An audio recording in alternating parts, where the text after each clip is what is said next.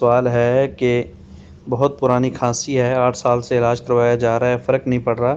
کسی نے کہا شراب سے علاج کروا لو، تو کیا شراب سے علاج کیا جاتا ہے؟ تو محترم بھائی، اللہ کی توفیق سے جواب حاضر خدمت ہے کہ بخاری کی روایت ہے، معلق ابن مسعود رضی اللہ تعالیٰ عنہ کا قول ہے کہ اللہ تعالیٰ نے حرام چیز کے اندر شفا نہیں رکھی، اور بعض محدثین نے اس قول کو آقا علیہ الصلوۃ والسلام تک بھی پہنچایا ہے، یعنی اس کو مرفوع حدیث بھی قرار دیا ہے۔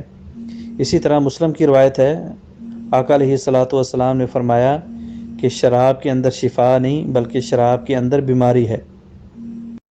تو اور بھی بہت ساری روایات ہیں جو اس چیز پہ دلالت کرتی ہیں کہ شراب کا پلانا حرام ہے، اور حرام چیزوں سے بیماریوں کا علاج نہیں کیا جاتا۔ ان کے علاوہ بہت ساری ادویات ہیں جو ہیں، وہ آپ دیسی کہہ لیں یا آپ انگریزی کہہ لیں، ان کے ذریعے ٹرائی کرنی چاہیے، ان کے ذریعے کوشش کرنی چاہیے۔ جو چیز صراحتاً حرام ہے اس کو بطور علاج بھی استعمال کرنا جائز نہیں ہے، اور یہی فتویٰ ہے سعودی علماء کرام کا۔ ھذا ما عندی واللہ اعلم بالصواب۔